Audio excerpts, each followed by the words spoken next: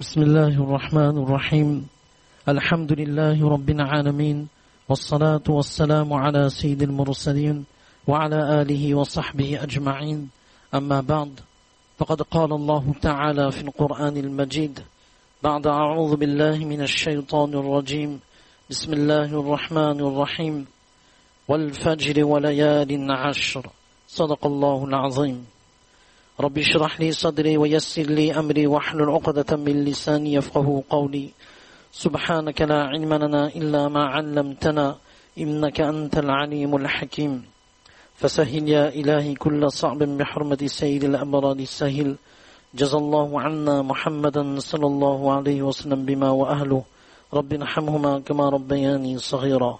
Toutes les louanges appartiennent à Allah subhanahu wa ta'ala, le tout clément, le tout miséricordieux, celui qui nous a permis d'accomplir la salat d'Aïcha en congrégation. Et celui qui nous a accordé ce souffle de vie pour un objectif bien simple, la recherche constante de sa satisfaction. Seule sa satisfaction pourra nous aider dans ce monde et dans l'autre monde. Alhamdulillah, la lune a été observée. Nous entamons le dernier mois du calendrier islamique, Dhul Hijjah. Dhul Hijjah est le mois le plus sacré parmi les mois sacrés. Il y a 4 mois qui sont sacrés. Muharram, Rajab, Dhul Qa'da et Dhul Hijjah. Dhul Hijjah est le mois le plus sacré. Alors pourquoi? Tout simplement parce que Allah subhanahu wa ta'ala dans le Coran, wal fajr wa layalin ashr, par l'aube. L'aube, Ibn Kathir rahimahumullah, le célèbre commentateur du Coran, il dit par l'aube, c'est-à-dire l'aube qui précède le jour de Eid. Le jour de Eid. On va entrer dans le jour de Eid, le 10e Dhul Hijjah. Walayalin ashr, et par les 10 nuits. 10 jours et 10 nuits. Alors, 10 jours, les premiers 10 jours et les premières 10 nuits du mois de Dhul Hijjah ont une importance spécifique par rapport aux autres mois. À travers les hadiths de Rasulullah sallallahu alayhi wa sallam, nous apprenons que celui ou celle qui accomplit un acte d'adoration durant les 10 premiers jours du mois de Dhul Hijjah, cette même adoration accomplie dans un autre 10 jours du calendrier islamique n'est pas supérieure à cet acte d'adoration accompli durant les 10 premiers jours du mois de Dhul Hijjah. Nous venons d'accomplir la salat d'Aïcha et nous sommes le premier Dhul Hijjah. Cette salat d'Aïcha accomplie le premier Ramadan n'est pas supérieure à cette salat d'Aïcha qui vient d'être accomplie dans le premier du mois de Dhul Hijjah. C'est le sens du hadith. N'importe quelle bonne action qu'on va accomplir, donc il faut profiter, c'est la foire, c'est une promotion de la part d'Allah subhanahu wa ta'ala, n'importe quelle bonne action, une sadaqa donnée durant ces 10 premiers jours est meilleure que cette même sadaqa donnée dans 10 autres premiers jours de n'importe quel mois du calendrier islamique. C'est pour cela, certaines personnes ont l'habitude de donner la zakat durant les 10 premiers jours du mois de Dhul Hijjah. Ce qui veut dire, écoutons bien, des actions simples, subhanallah, qui rapportent, des actions simples qui rapportent. Celui qui accomplit le wudu chez soi et il vient à la masjid, dans les ahadiths de Rasulullah sallallahu alayhi wa sallam, celui qui accomplit le wudu chez soi et il vient à la masjid, il reçoit la récompense d'un hajj nafil. Subhanallah. Et durant les 10 premiers jours, c'est multiplié et Allah seul sait. Allah seul sait. On a bien dit la récompense d'un hajj nafil. Cela ne nous dispense pas si quelqu'un a l'obligation de faire son hajj farz. Ça c'est autre chose. On parle en termes de récompense. Celui qui vient à la masjid dans l'intention d'apprendre ou de faire apprendre. Et de faire apprendre, c'est quoi? C'est d'encourager l'autre. Il a la récompense d'un hajj nafil. Subhanallah. Celui qui accomplit les 4 rakat ishraq, 15 minutes après le lever du soleil à peu près, il a la récompense d'un hajj nafil. Celui qui lit 100 fois Subhanallah, matin et soir, il a la récompense d'un hajj nafil, sans compter les 100 arbres qui sont plantés pour cette personne dans le paradis. Et durant ces 10 premiers jours, c'est encore multiplié. Subhanallah. Celui qui lit une fois la Surah Yasin, d'exemple tout simple, celui qui lit une fois la Surah Yasin le matin, c'est une promesse de la part d'Allah subhanahu wa ta'ala dictée par Rasulullah sallallahu alayhi wa sallam, informée par Rasulullah sallallahu alayhi wa sallam, qui nous dit que la personne passera une journée dans laquelle ses tâches seront accomplies d'une façon efficace. Mais il a fait une pierre, 3 coups. 1. Sa tâche journalière est rendue facile. Dans un hadith, il est mentionné qu'une lecture de la Surah Yasin, c'est l'équivalent de 10 khatmul Qur'an en termes de récompense. Hadith. Ce qu'on cite, alhamdulillah, c'est avec les références et c'est authentique. Vous n'avez rien à craindre. Une lecture de la Surah Yasin, non seulement ta tâche journalière, tes occupations quotidiennes seront rendues faciles, mais tu as la récompense de 10 lectures de la lecture complète du Coran en termes de récompense. Subhanallah. Et dans ces 10 premiers jours, c'est encore multiplié. Subhanallah.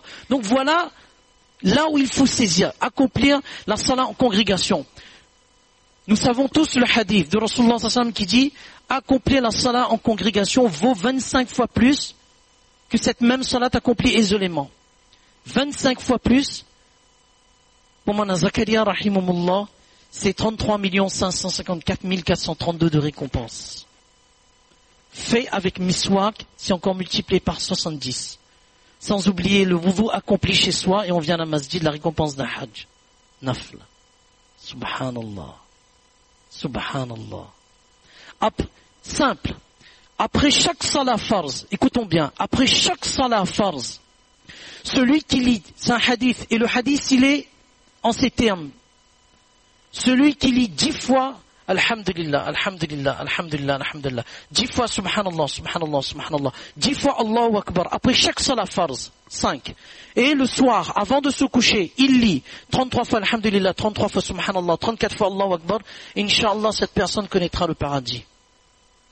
Durant ces 10 premiers jours, Allah seul connaît la récompense.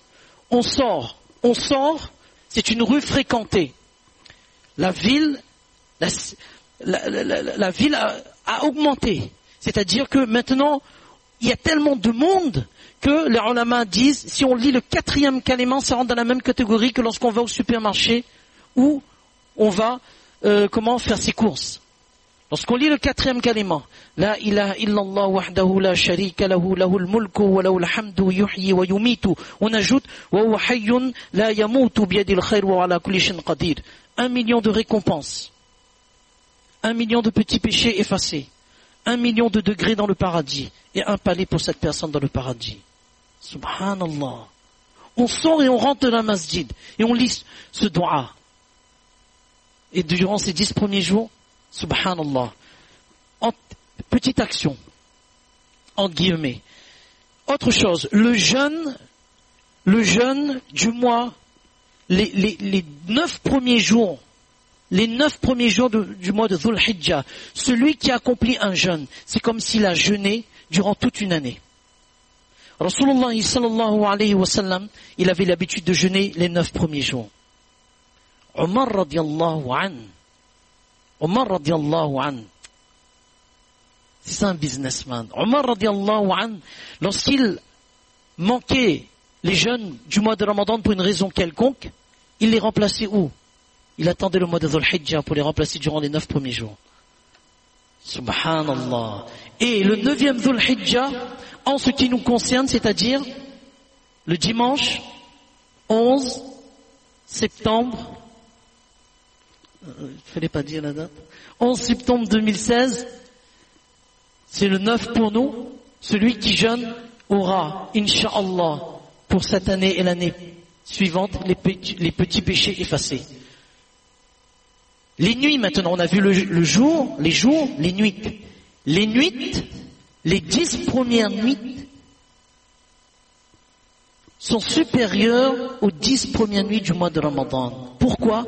Parce qu'une nuit d'adoration dans les 10 premiers du mois de Dhul Hijjah, c'est passer l'adoration dans la nuit du destin. Subhanallah. Et la nuit commence après Maghrib.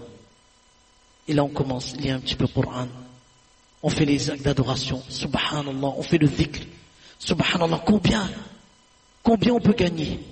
Subhanallah. Et Rasulullah sallallahu alayhi wa sallam, il avait l'habitude de lire La ilaha illallah, tahlil la ilaha illallah, tahmid alhamdulillah, takbir Allahu akbar.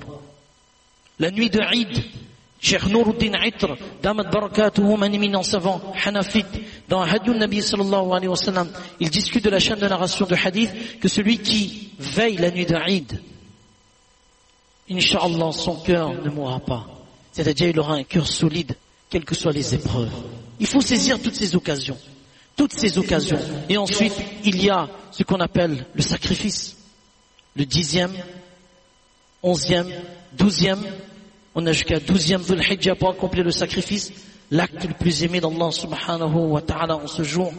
Subhanallah. Et ce mois, subhanallah.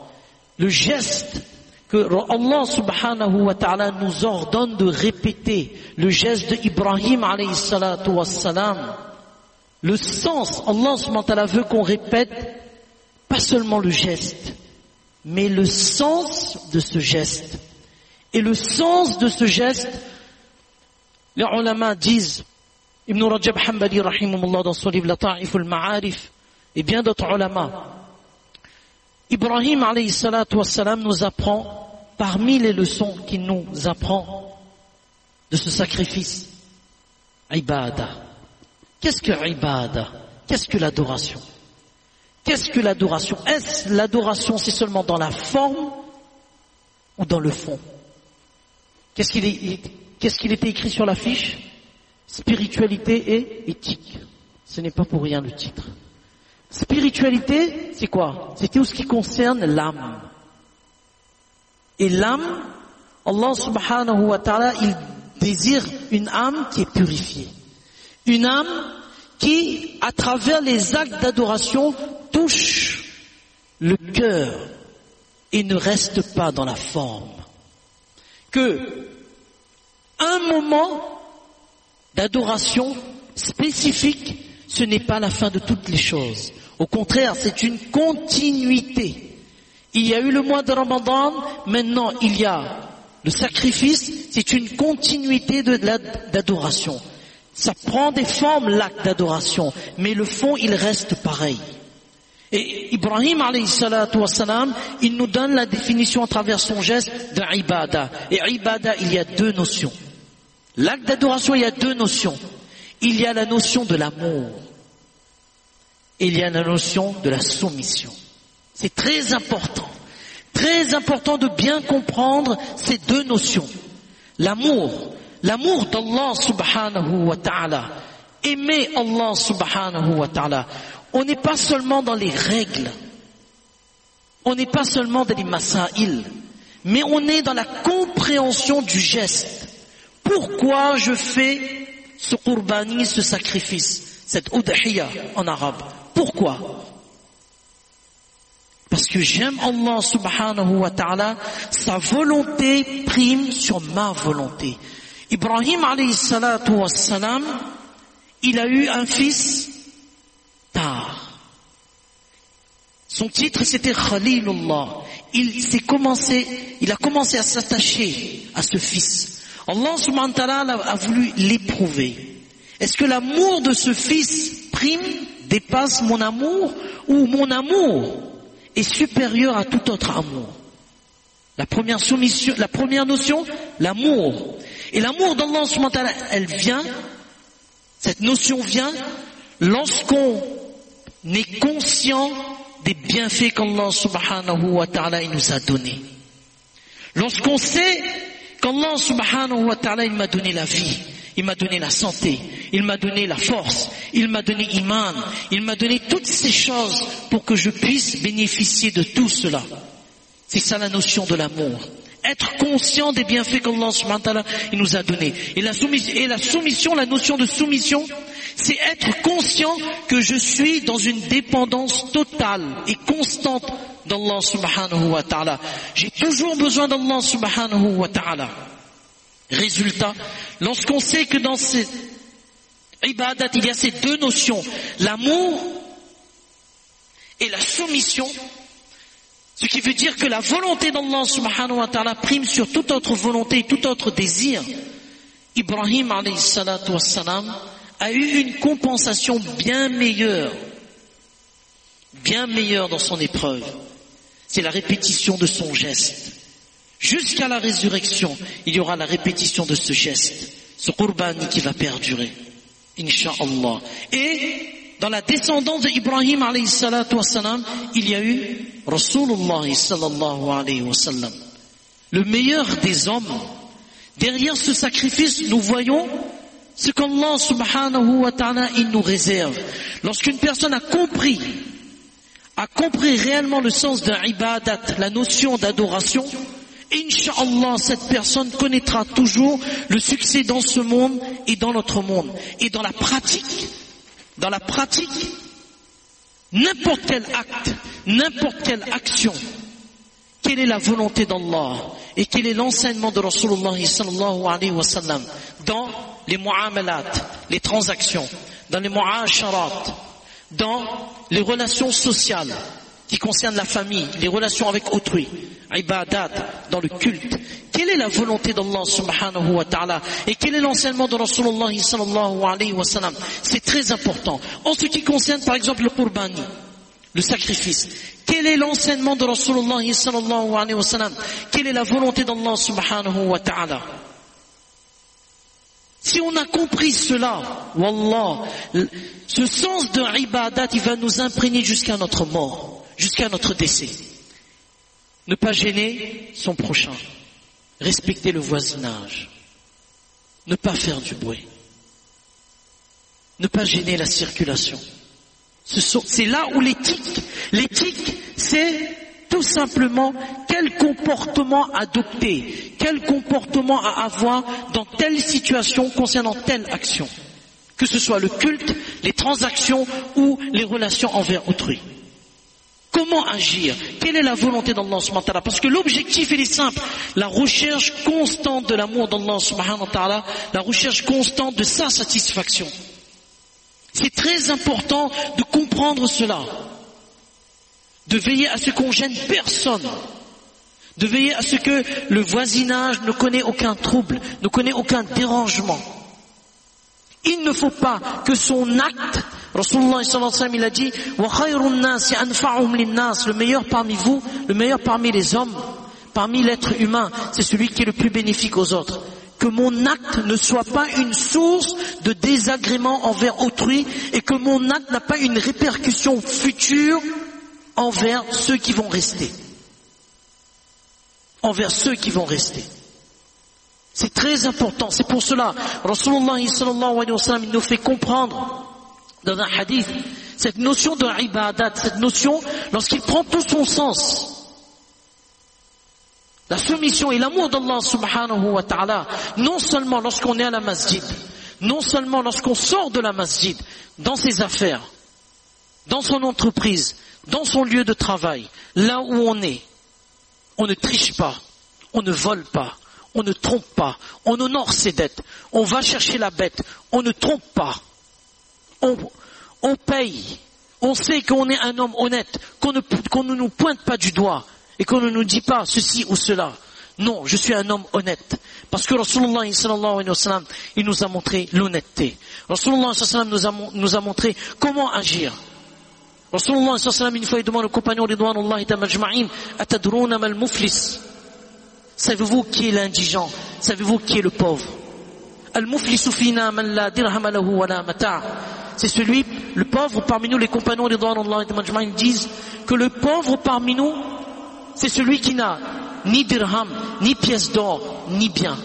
Rasulullah sallallahu alayhi wa sallam leur dit, Al-muflisu min ummati, man ya'ti yawm al-qiyamah, bi salatin, wa zakatin, wa siyamin. Wallah, ce hadith, il est très très important. Il nous interpelle sur chacune de nos actions. Quelles répercussions cette action peut avoir sur les autres, sur l'environnement. C'est ça la soumission, c'est ça l'amour d'Allah subhanahu wa ta'ala. Quelle est la volonté d'Allah, quel est l'enseignement de Rasul sallam, le respect de son prochain. Que notre acte, que nos actions n'aient pas une mauvaise répercussion, que demain on tombe sur une autre chose, qu'on nous interdise ceci ou cela, à cause de nos propres actions. Le pauvre de ma communauté, c'est celui qui va venir le jour de la résurrection avec la salah, bisalatin wa siyamin, avec le jeûne, wa zakatin, ici le zakat, c'est-à-dire les actes cultuels. Wa ya'ti qad shatama hadha wa qadhafa hadha wa akala mala hadha wa akala mala hadha wa safaka dama hadha wa daraba hadha. فيؤطى هذا من حسناته وهذا من حسناته فإن فنيت حسناته قبل أن يقضى ما عليه أخذ من خطاياهم فطرح عليه ثم طرح في النار. Le pauvre de ma communauté, c'est celui qui, le jour de la résurrection, vient avec les actes cultuels dans la forme. Mais il aura insulté telle personne. Il aura accusé telle personne. Il aura mangé le bien de telle personne par le vol ou autre chose. Il aura fait couler le sang de telle personne. C'est contre le terrorisme, pur et simple. Verser le sang de telle personne, qui est interdit en islam. Il aura frappé telle personne. Qu'est-ce qu'on va faire? On va prendre toutes ces récompenses, on va donner aux personnes lésées, opprimées. Et avant que son jugement ne termine, et il doit encore, qu'est-ce qu'on va faire? On va prendre les péchés des autres, on va lui le mettre sur son dos, et ensuite sera jeté en enfer. C'est ça, la soumission et l'amour d'Allah subhanahu wa ta'ala se retrouvent dans la notion de ibadat.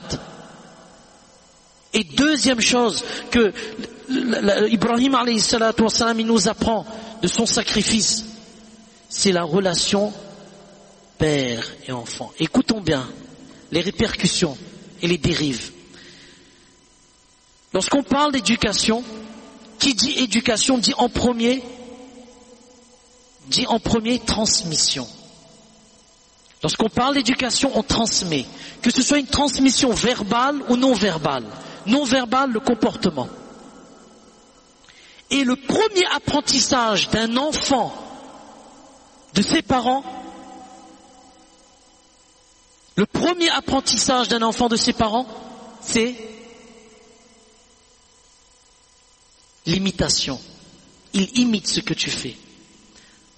Fin XVIIIe siècle, Adrienne de Saussure, dans son étape de l'enfance, elle écrit que l'enfant, il imite ses parents. Bien avant elle, Ibn Rajab Hanbali rahimahumullah, Imam Ghazali rahimahumullah, wa anna an-nufus tata'assa bima tushahidu min ahwali abna'i al-jins, bal at-tab'u yasdiqu min at-tab'i min haythu la tadri. Ils disent la même chose. L'enfant, il apprend la foi dans l'imitation. Et écoutons bien les dérives. Ibrahim alayhi salatu wassalam,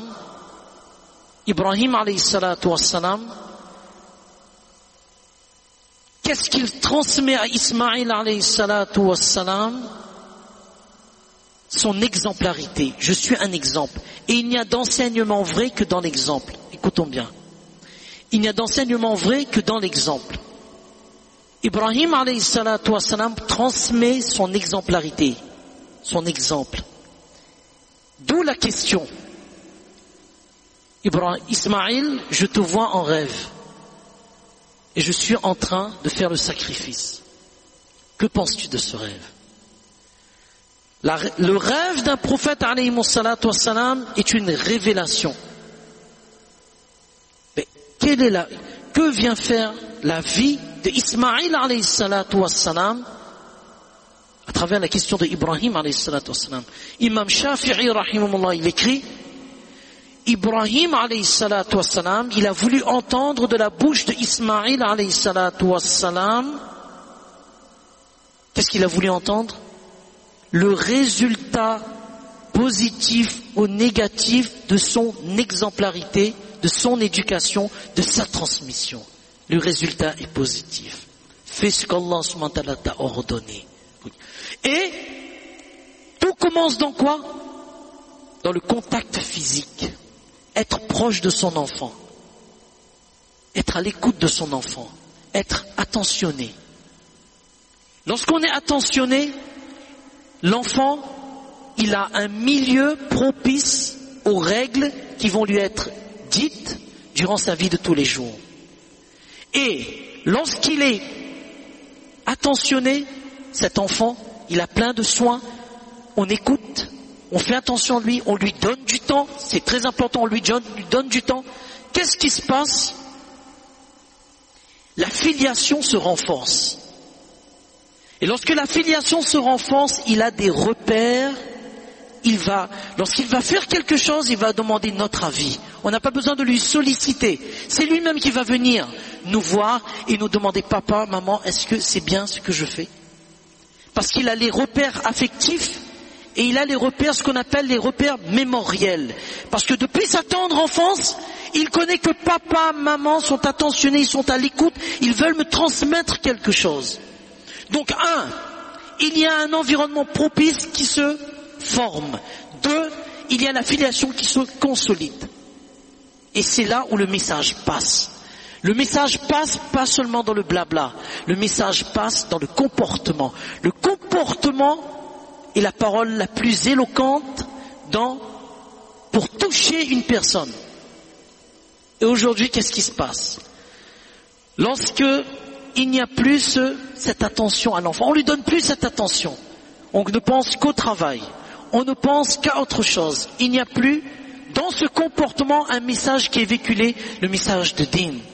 Mais qu'est-ce qui se passe? On entre dans un nouvel âge relationnel.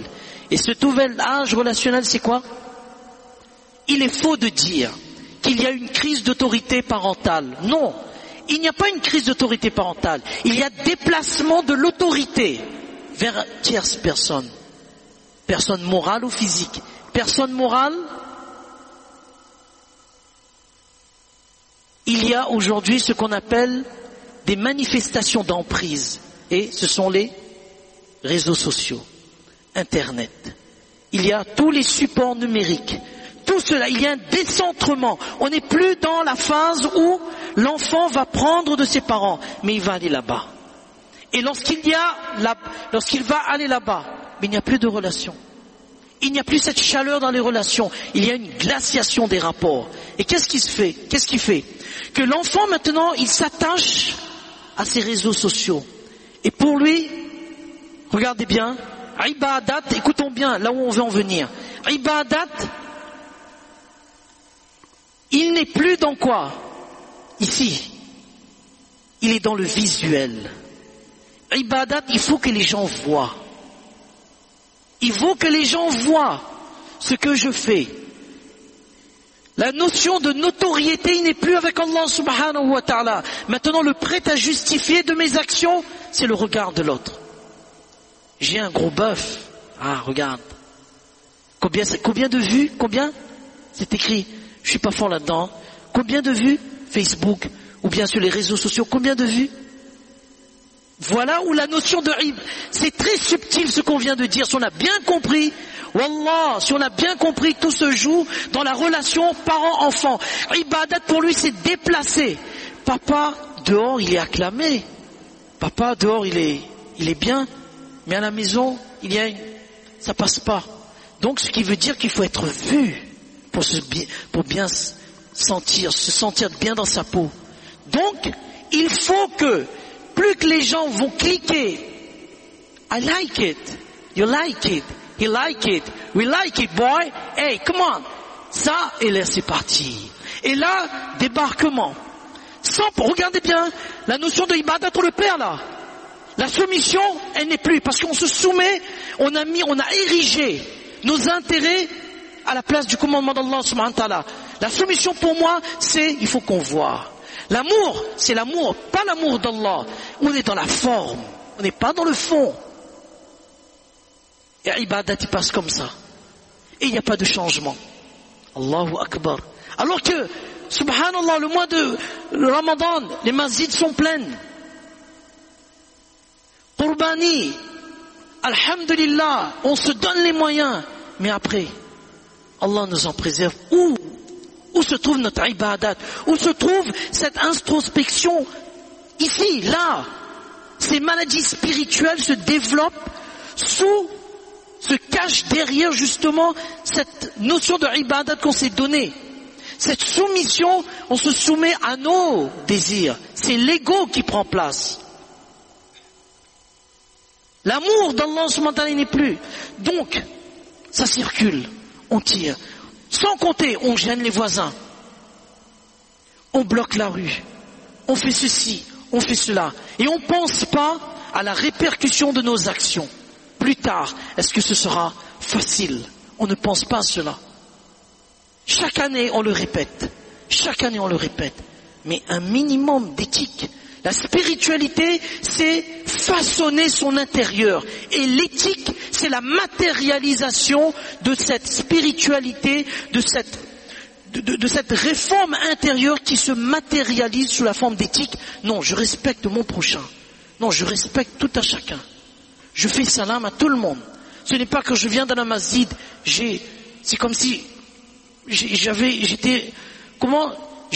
un compte à régler avec quelqu'un. Non, dans ma vie de tous les jours, cette soumission doit être là.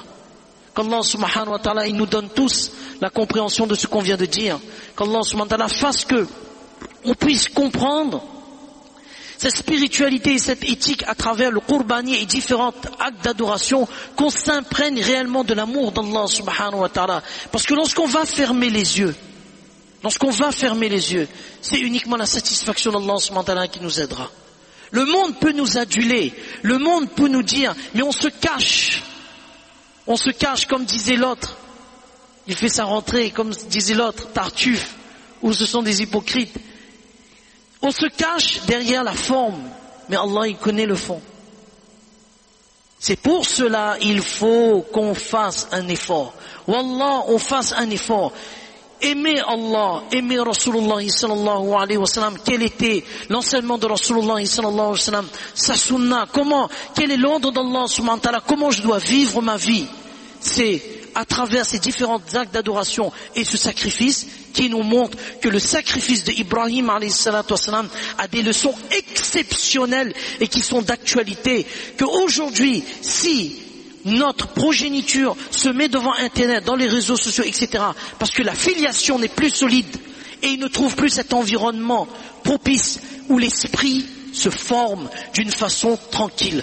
Rodrigo de Zayas, page 21, historien espagnol. Lisez qu'est-ce qu'il écrit, page 21, je vous laisse dans les Morisques et le racisme d'État. Il écrit comment les supports médiatiques ont manipulé l'esprit de nos enfants. Allah subhanahu wa ta'ala nous donne tous la compréhension de ce qu'on vient de dire. Allah subhanahu wa ta'ala fasse qu'il accepte nos sacrifices de tous les jours jusqu'à notre dernier souffle et qu'il soit content de nous. Inch'Allah, Mufti va nous lire un communiqué, Inch'Allah. فجزاكم الله خير أحسن الجزاء.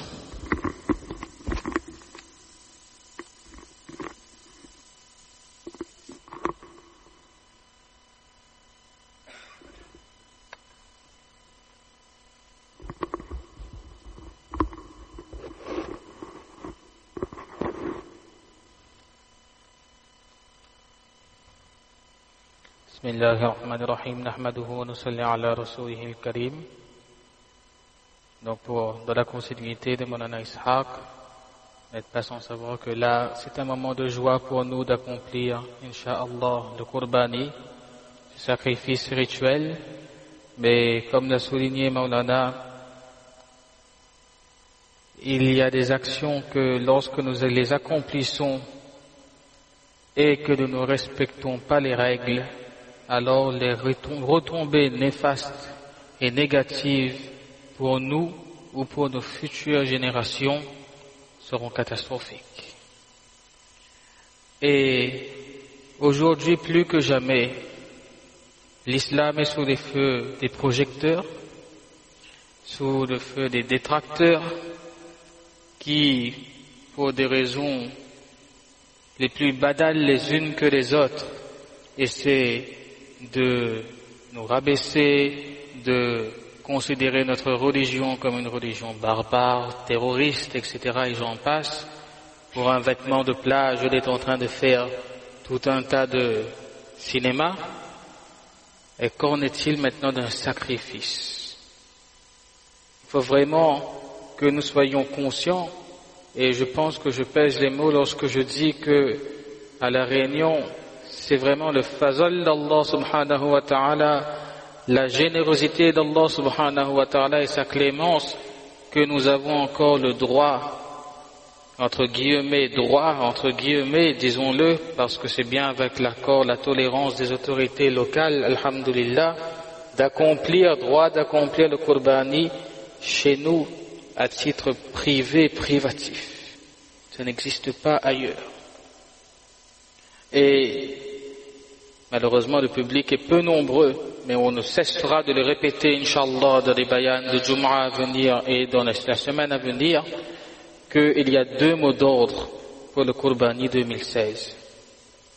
Discrétion et respect. Discrétion et respect. Oui, nous sommes conscients qu'il y a Madja, c'est la fête, c'est notre fête, etc. Ça, personne ne remet cela en question. Mais aujourd'hui, la situation est très tendue. L'islam est vraiment pointé du doigt et on doit essayer de préserver les acquis que nous avons. Et pour cela, nous devons être irréprochables. Irréprochables parce que les détracteurs de l'islam, nos détracteurs, chercheront la moindre faille pour nous pointer du doigt, pour que ça ressurgisse dans les médias, sur les réseaux sociaux, que ça remonte plus haut, au niveau du gouvernement, etc. Nous avons, alhamdulillah, une tolérance ici, où les ulama, les présidents de masjid, les associations travaillent avec les autorités, avec les autorités sanitaires également. Mais il faut profiter de cette bonne entente, de ce vivre ensemble, comme on aime bien l'appeler. Donc, discrétion et également respect. Dans 3 domaines. Le transport de l'animal, le débarquement et le jour de Eid. Lorsque nous allons transporter notre animal, le respect c'est quoi? C'est le respect des règles de la loi et également des règles d'hygiène. On devra vérifier que nous sommes en possession de la carte de transport qui est de couleur rose et également d'une carte verte de prophylaxie. Alors, les grands mots, prophylaxie, c'est pour dire que ça correspond un peu au carnet de santé de l'animal, c'est-à-dire que ses vaccins sont à jour, qu'il n'est pas contagieux, etc. Donc, on doit avoir ces 2 cartes, respect des règles. Lorsqu'on fait venir un animal, si on vous interpelle en chemin, vous n'avez pas cela, ou même chez vous, alors vous aurez des amendes et l'animal sera confisqué. Également, faites l'usage d'un transport homologué. Il faut savoir qu'il y a des transporteurs qui sont homologués pour justement amener les animaux. Alors, on essaye de prendre, dans la mesure du possible, un transporteur qui est homologué. Également, donc, respect, pour rebondir sur ce que Maulana Ishaq a dit, respect du voisinage, respect des lieux publics, respect également de la population en règle générale. Lorsque vous allez faire venir votre animal, Eid c'est lundi, Inch'Allah, on essaye de faire venir vraiment lorsqu'on est en ville, ici dans Saint-Denis, on essaye de faire venir vraiment la veille ou 2 jours avant pour ne pas que cet animal puisse nuire, qu'il y ait des nuisances sonores ou également qu'il soit source de gêne pour nos voisins, pour les gens également dans la rue. Donc ça c'est quelque chose de très important. Discrétion. Respect également de l'animal lui-même. Ça aussi c'est très important. Avant même que l'animal n'arrive donc chez nous, alors vérifier les anneaux de sécurité, les cordes, etc., mettre de la nourriture, la paille pour que cet animal-là se sente à l'aise, le nourrir correctement, des récipients d'eau, et que l'animal soit bien soigné et soit tranquillisé dès qu'il arrive. C'est un animal de Qurbani, un animal qui est sacré dans l'islam, qu'on se doit de respecter, de bien nourrir et de bien soigner. En ce qui concerne le débarquement maintenant, là on touche le point sensible, où tous les ans on a beau répéter, mais on est peu suivi. Il faut savoir que cette année, Inch'Allah, on a entendu que les transporteurs aussi ont justement eu cette prise de conscience qu'il faut éviter les attroupements. Et on répète encore une fois, on est sous les feux des projecteurs. Il y a toujours une grande ville comme Saint-Denis, des grandes villes ailleurs, Saint-Pierre, à La Réunion. Alhamdulillah, nous avons cette chance de pouvoir faire Qurbani chez nous. Ne perdons pas cette chance-là. Sachons la préserver lorsqu'il y a débarquement. Déjà bien stationner le camion pour que ça ne gêne pas la circulation. On voit quand on passe, je suis pas un grand fan de débarquement, mais devant chez moi ou ailleurs, n'importe où, si on est dans la circulation, quand il y a un débarquement, on ne roule plus. La personne non musulmane qui voit ça, elle est coincée là 15 minutes, 20 minutes, etc. On voit un attroupement d'Arabes partout, entourés, etc. Tout le monde est surexcité. Mais quelle image nous sommes en train de donner de l'islam? Qu'est-ce qu'on a compris de ce que Mawlana Ishaq vient nous dire? Où est le ibadat dedans? Où est l'amour d'Allah? Où est la soumission à Allah subhanahu wa ta'ala?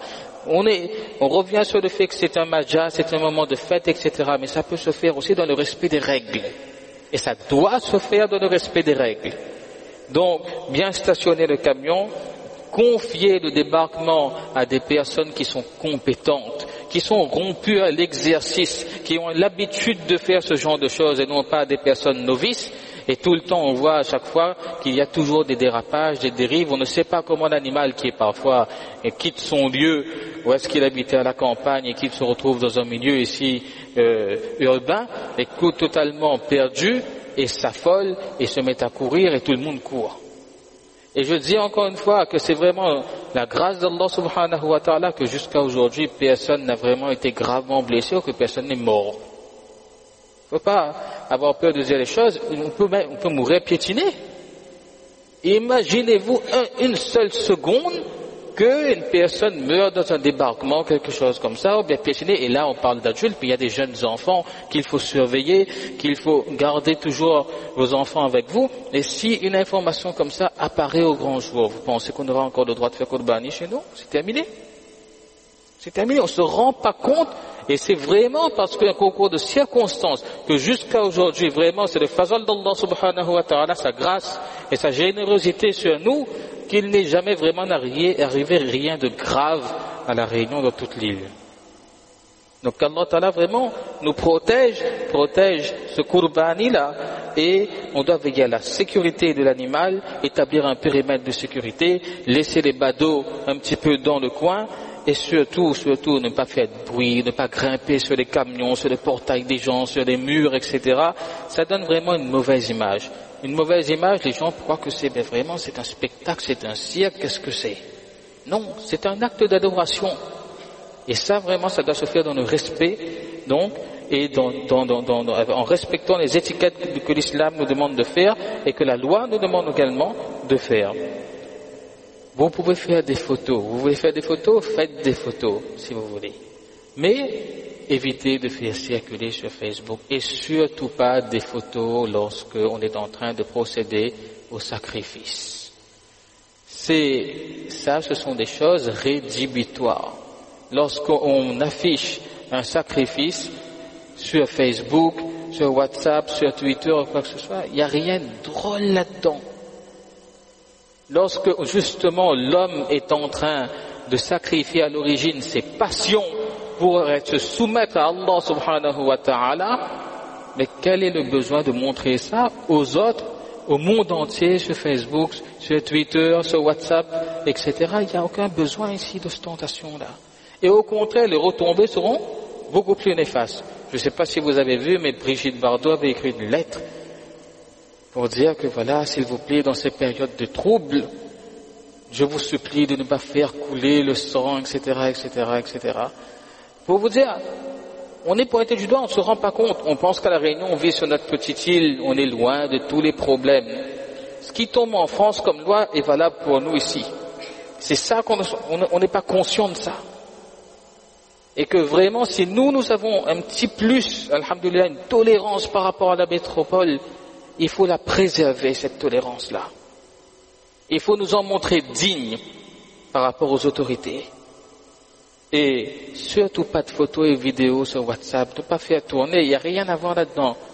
Comme dit mon Israq, c'est pas le plus gros bœuf qui sera accepté par Allah subhanahu wa ta'ala. Allah ta'ala dit, لَنْ يَنَالَ اللَّهَ لُحُومُهَا وَلَا دِمَاؤُهَا وَلَكِنْ يَنَالُهُ التَّقْوَى مِنْكُمْ. N'atteindront pas Allah subhanahu wa ta'ala ni la chair de vos bêtes, ni leur sang, mais walakin yanaluhu taqwa minkum, c'est votre taqwa qui va atteindre Allah subhanahu wa ta'ala, votre degré de piété, de crainte d'Allah subhanahu wa ta'ala. Ce sacrifice-là, c'est un acte d'adoration, ce n'est pas un acte d'ostentation, et cela ne doit en aucun cas se retrouver sur les réseaux sociaux et pour encore moins dans les médias. Enfin, le jour de Eid, pareil, avant de procéder au sacrifice, alors votre animal doit être bien nourri, bien traité, et la personne qui va également procéder au sacrifice doit être une personne qui soit aguerrie, qui soit rompue à l'exercice, qui soit habituée, ne pas mettre des gens novices qui ne sont pas capables de faire les choses correctement. Le couteau doit être bien aiguisé pour que l'animal ne souffre pas, ne pas filmer le sacrifice, ne pas mettre encore sur les réseaux sociaux, ça aussi pareil, on aura de cesse de répéter. Et une autre chose également, comme on sacrifie dans nos maisons, dans nos cours, faire très attention à ce que le sang n'aille pas à l'extérieur dans la rue. Parce qu'une personne qui passe et qui voit du sang dehors, on dit qu'est-ce que c'est que ça encore? C'est une religion barbare. Et pire encore, ici c'est notre madja, que on va couper ici, on va couper chez l'autre, allons chez un tel, allons aider. Très bien, alhamdulillah. Mais ne sortez pas avec un t-shirt qui soit maculé de sang. On est là, une fois j'ai vu une personne sortir avec un t-shirt avec du sang, avec un couteau dans la main, aller chez quelqu'un d'autre comme ça. Mais imaginez-vous, aujourd'hui, dans le contexte actuel, comment ça peut être mal interprété. Encore peut-être à La Réunion, vous allez me dire, les gens peut-être peuvent comprendre. Imaginez-vous ça en France, c'est fini, on vous interpelle, on vous arrête, c'est terminé. Vous êtes fiché, est-ce? Mais ça nous fait sourire, mais seulement on ne voit pas la gravité de la chose. Pour nous c'est naturel, on est dans notre mouvement, dans notre madja, on ne se rend pas compte. Mais ce sont des détails parce que le Qurbani c'est lundi, mardi, mercredi, c'est pas un week-end. Les gens donc sont à l'extérieur. Là, les gens travaillent. Les gens ont besoin d'arriver à leur travail. Si on bloque les rues, etc., si on ressemble vraiment à des terroristes maculés de sang avec un couteau dans la main, quelle image on va donner de nous? Non, c'est pas du tout l'image de l'islam. Faire très attention à ça. Distribuer, lorsqu'on distribue la viande, soyons également prudents, d'accord? Et il y a un dernier point sur lequel on va insister, sur les déchets. Les déchets, ça c'est tous les ans le même topo, le même problème. Et surtout à Saint-Denis, chez nous, faut dire comme c'est, on a des consignes strictes. Elles sont affichées sur le tableau du masjid. La Sinor, alhamdulillah, joue le jeu tous les ans pour les déchets carnés, les déchets à jeter, etc. On vous demande de couper d'une certaine façon les pots afin qu'elles puissent être carnées. Les autres déchets qu'on peut enterrer, etc. Il y a une équipe de 20, même si le service est payant, parfois c'est plus simple de transmettre et qu'on n'ait pas de souci à faire. Choisissons la facilité, les gens, peu importe le service payant ou non, si on veut faire nous-mêmes, on le fait bien. Si on ne le fait pas, on donne à quelqu'un, mais que les choses soient faites dans les règles de l'art, dans les règles de l'hygiène. Si c'est pas respecté, ça va encore se retourner contre nous. Moi, je vous dis une chose, entre vous, et là on n'est pas nombreux, mais il y a quelques années de ça, je ne sais pas, un matin, pendant les périodes de Qurbani, dans une poubelle normale, j'ai ouvert, j'ai trouvé une tête de capri. À côté de chez moi, de mon immeuble en bas. Il y a quelques années de ça, Mais c'est pour vous donner un petit peu je ne sais pas si c'est un acte de malveillance d'une autre personne. Ainsi également, ça peut aussi être à notre décharge. Mais si c'est vraiment un musulman qui agit comme ça, c'est pas la façon. Il y a tout un service qui est mis en place pour nous faciliter la tâche. On ne donne pas un coup de pied dedans. Demain, ça va se retourner contre nous. On doit vraiment faire très attention. Aujourd'hui, là, on ne se rend pas compte à la réunion de tous les ni'mat qu'on a. De tout ce qu'Allah subhanahu wa ta'ala nous a donné. Ça, on n'est pas conscient de ça. Et inda zawariha tu'tabaru ni'ma. C'est lorsque on nous enlève les ni'ma que là, on prend conscience. Mais on avait de la chance, nous, à l'origine. On pouvait faire ça avant. On pouvait faire ça avant. On pouvait faire ça. Et aujourd'hui, donc c'est lorsqu'on nous enlève les bienfaits que là, vraiment, on prend conscience de ce qu'on avait. Et puis qu'Allah subhanahu wa ta'ala nous donne le tawfiq vraiment de prendre conscience de ce ni'mat énorme, de cette chance inouïe que nous avons encore à la Réunion de faire le Qurbani chez nous à titre privatif. Et que, Inch'Allah, par notre bon comportement, par notre discrétion, par le respect des règles, des lois, du voisinage, de la bête, de tout le monde, nous puissions, Inch'Allah, pour toujours et à jamais à la Réunion, accomplir le Qurbani toujours chez nous et qu'Allah Ta'ala préserve tous nos ni'mat que nous avons, Inch'Allah. Est-ce que, vous avez des questions au niveau masla concernant le Qurbani? Si quelqu'un a des questions, si vous ne voulez pas poser des questions aussi ouvertement comme ça, vous pouvez nous voir en privé. On est là de toute façon pour répondre à vos questions. Parfois, il y a toujours des petits maslas, des choses comme ça que les gens ont besoin de savoir. Donc, si vous faites Qurbani et que vous avez des questions qui sont inhérentes au Qurbani, vous pouvez venir nous voir, soit si vous voulez poser dans le majlis là, ou sinon, en privé, il n'y a pas de problème. Les imams de masjid sont là. Nous sommes à votre disposition, comme toujours. Il n'y a pas de problème. Personne n'a de questions? Tout le monde a sommeil. Subhanallah. C'est bon?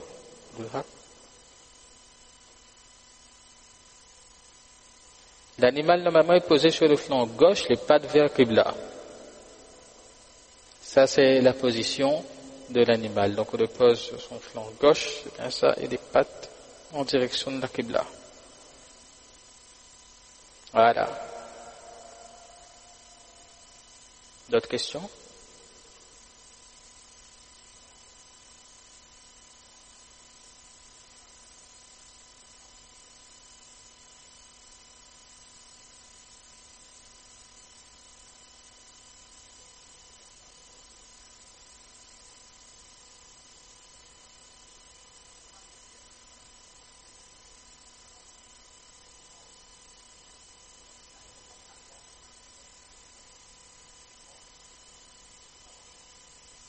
Oui.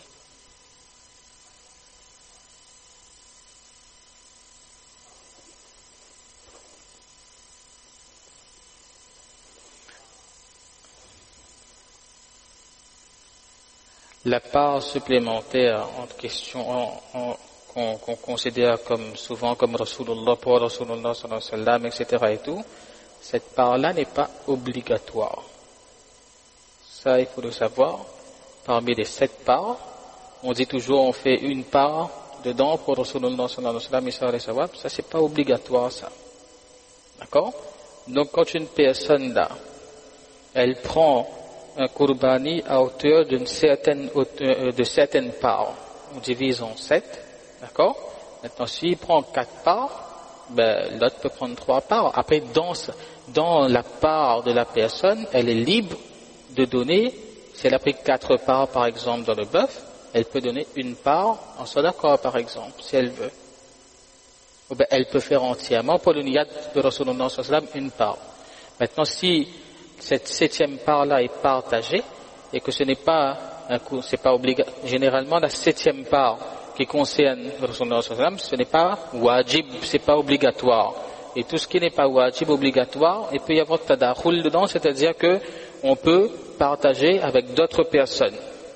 Donc ça, elle peut s'associer avec une autre personne pour, s'ils sont à 2 dans ce Qurbani par exemple, la fameuse 7e part peut être partagée en 2.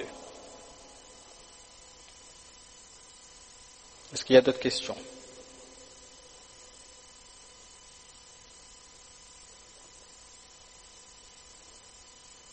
Par exemple, on peut faire lorsqu'on fait un Qurbani, on peut faire un Qurbani, par exemple, si on veut faire Isra al-Sawab pour des personnes qui sont décédées.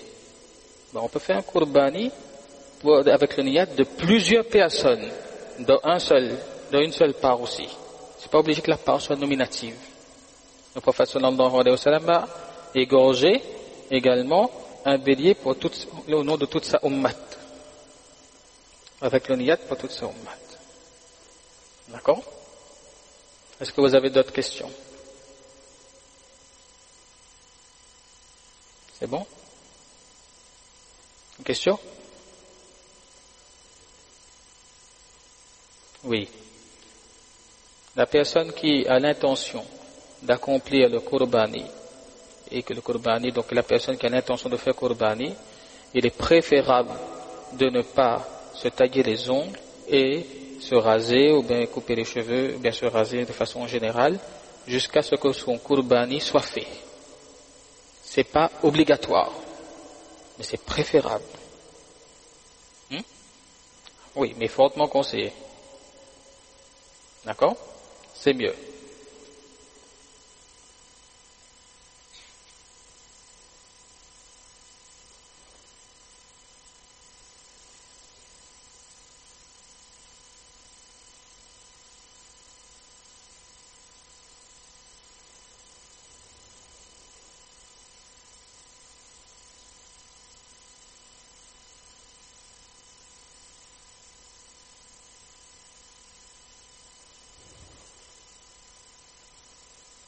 Oui, on a dit que pour la question de face Qibla tout à l'heure que vous avez posée, que ça c'est mustahab, c'est-à-dire que c'est bien de faire. Après, si ça donne du taklif à l'animal, parfois c'est compliqué pour mettre à terre, battre à terre, etc. et tout, et qu'on est dans une situation où vraiment on est bloqué, alors de ne pas insister pour dire non, tournez les face Qibla, parce que vous avez remarqué, il y a toujours 50 commandements, ça, quand il arrive pour faire Qurbani là. Tous les professionnels, tous les experts là-dedans, à ce moment-là. D'accord? Amam, il est vraiment nul dans l'affaire, mais il voit, mais regarde, voit, donc là, il connaît un petit peu. Donc, tout le monde commande. Il y a 50 commandements.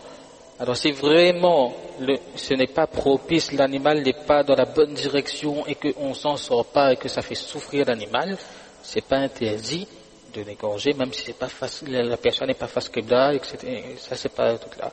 Et pour rebondir, on en a pour des détails supplémentaires, alhamdoulilah, que l'histoire de ne pas se tailler les ongles et se raser, évidemment, bien sûr, qu'il ne faut pas que ça, vous allez me dire aujourd'hui qui fait ça, mais bon, ça c'est un masla, que on a le droit, normalement, c'est makrou de laisser ses ongles pousser plus que 40 jours, ou bien ses poils pousser plus de 40 jours. Après 40 jours, c'est makrou. D'accord?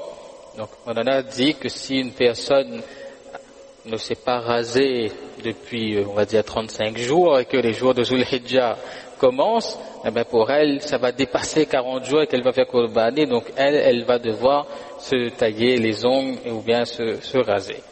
Mais bon, aujourd'hui, généralement, tout le monde se rase et se taille les ongles avant la période de 40 jours.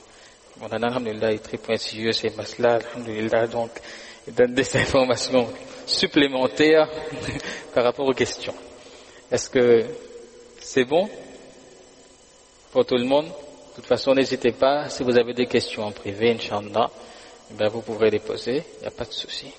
Donc, Allah nous donne le tawfiq de comprendre, qu'Allah fasse que nous puissions passer un Qurbani serein cette année, Inch'Allah, et les années à venir, que vraiment nous ne soyons pas sous le feu des projecteurs, que nous soyons tous responsables, Inch'Allah, que nous puissions vivre notre islam pleinement, sereinement, dans la tranquillité, qu'Allah fasse que la tranquillité qu'il y a sur cette île perdure pour nous, pour nos enfants, notre descendance, notre progéniture, qu'on fait droit en ce sens de ces jours bénis de Zul Hijjah, vraiment, on en a dit de faire Sawab de Laylatul Qadr pour les gens qui font ibadat la nuit, rosa, etc. Ce sont des choses importantes qu'on néglige parce que soit on ne sait pas, maintenant on le sait, ou bien soit on est paresseux parce que c'est pas obligatoire, mais au contraire, bien dit, c'est un jackpot là, la personne qui prend, elle prendra tout, et la personne qui délaisse, elle va délaisser, c'est dommage. Subhanallah wa bihamdihi, subhanakallahumma wa bihamdika, nashhadu an la ilaha illa anta, nastaghfiruka wa natubu ilayk. Subhana rabbika rabbil izzati amma yasifun, wa salamun ala al-mursalin, walhamdulillahi rabbil alamin.